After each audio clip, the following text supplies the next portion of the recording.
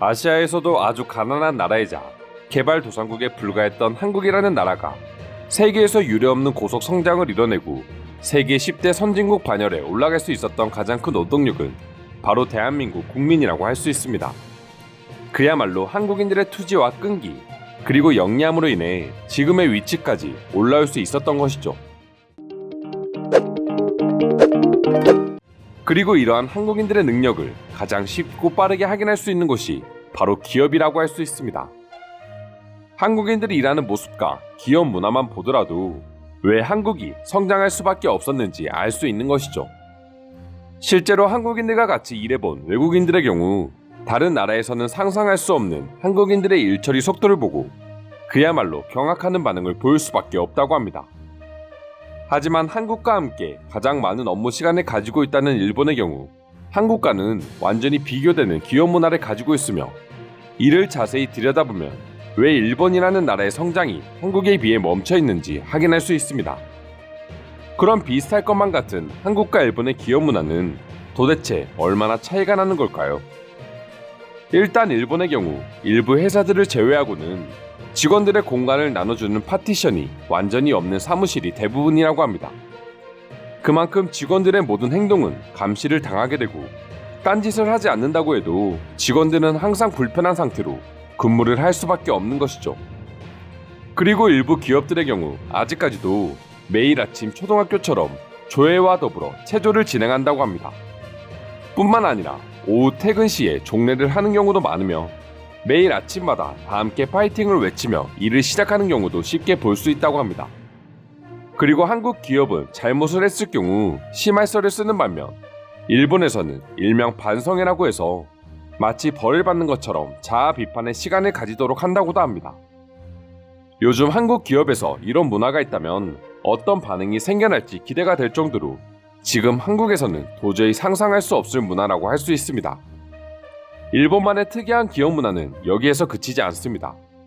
서비스와 관련된 직종도 아닌 일반 기업의 여직원들의 경우 아직까지도 완전히 동일한 유니폼을 입는 경우가 많다고 하며 학력에 따라 정장이나 유니폼을 차별해서 입히는 회사도 존재하고 있습니다.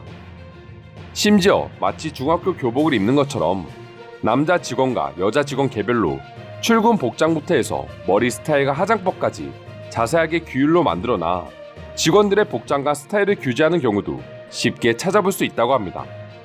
요즘 한국에서는 학교에서 두발 규제도 없어진 지 오래지만 일본에서는 20, 30대가 취업을 하고도 머리 스타일 하나까지 감시를 받아야 한다니 이거야말로 문화 충격이 아닐 수가 없습니다.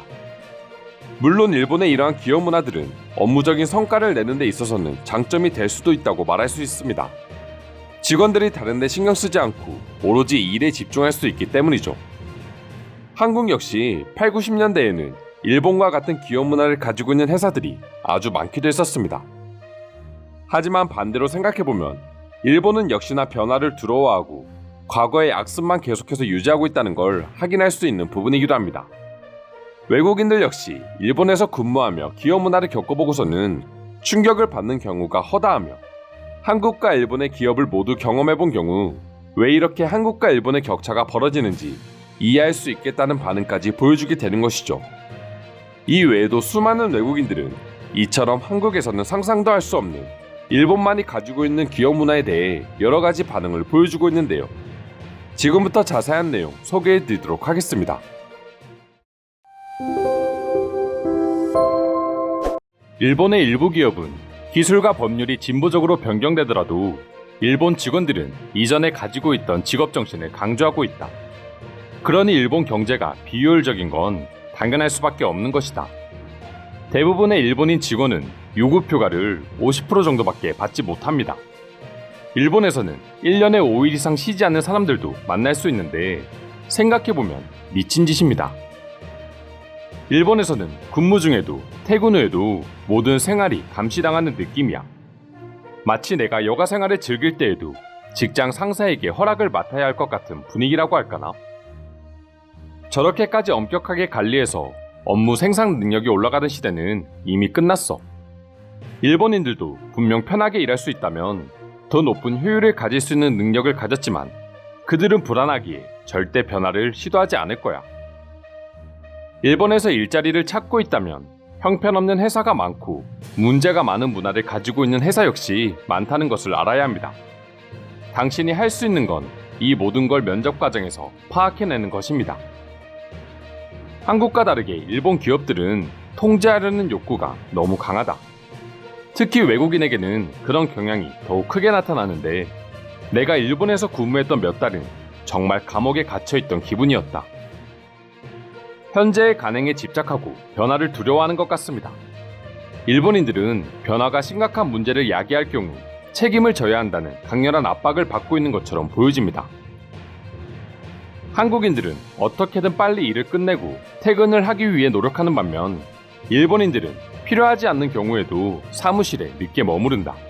오로지 간섭 때문에 말이다. 일본 노동 문화의 가장 큰 특징은 결과지향적이지 않다는 것이다. 그냥 통제하에 기계 속 작은 나사 중 하나라는 마음가짐을 가지고 있다고 설명할 수 있다. 이러한 일본 기업 문화는 결과지향적으로 일해온 외국인들에게 매우 큰 실망을 안겨다 준다. 엄청난 노력에도 불구하고 보상이 이루어지지 않기 때문이다. 요즘 학교에서도 이렇게까지 안 하지 않아? 정말 일본은 변화를 전혀 모르는 사람들인 것 같아. 사회에 나왔고 자아가 성립됐고 자신들만의 프라이버시를 존중받아야 마땅한데 이건 이해할 수 없는 나쁜 문화이다. 이래서 사람들이 일본이 아닌 한국으로 떠나라고 하는 것 같다. 자유를 중요시하는 서양인들이 봤을 때 일본은 목을 조여오는 것 같은 답답함이 느껴져. 물론 한두 번은 참을 수 있다. 하지만 그건 정말 한두 번일 때 하는 말이지. 1년 365일 저런 생활을 해야 한다면 난 한 달도 못 버티고 회사를 그만두고 말 거야. 복장이야 단정하게 보이는 것이 좋으니까 충분히 그럴 수도 있다고 생각한다. 하지만 헤어스타일과 화장까지라니 도대체 일본 사람들은 어느 시대에 살고 있는 거야. 뭐라고 한마디로 정의 내리기는 어려운 것 같다고 생각한다. 일본은 자신들의 문화를 존중하고 있는 것이기 때문이다. 그리고 따라하는 사람들이 당연하게 생각한다면 우리가 잘못됐다고 지적하는 건 아니라고 생각한다. 다 큰 어른들이 뭐 하는 건지 모르겠다. 내가 일본인이 아니기 때문일 수도 있는데 정말 부끄럽다. 성인이 자신의 잘못을 사람들이 모두 모여있는 곳에서 반성한다는 게 상당히 치욕적일 것 같단 말이지. 일본의 사회는 거꾸로 흘러가는 것 같아. 내가 일본에 있었던 90년대만 하더라도 자율 복장을 허용했고 헤어스타일도 크게 신경 쓰지 않았었는데 그동안 일본에 무슨 일이 있었던 거야? 저게 과연 업무 능력을 올려준다고 생각하는 건가? 이러니까 일본 사람들이 점점 세계에서 동떨어지고 있다고 느끼는 게 아닐까? 자율적으로 바뀌어가고 있는 기업 문화와 다르게 일본은 더욱 통제적이고 유치해지고 있는 것 같은 느낌이야. 이상으로 한국과 차이나는 일본 기업 문화에 대한 해외 반응 살펴보았습니다. 오늘도 끝까지 영상 시청해주셔서 감사드리며 여러분들의 구독과 좋아요는 영상 제작에 큰 힘이 됩니다. 이상 종크TV였습니다.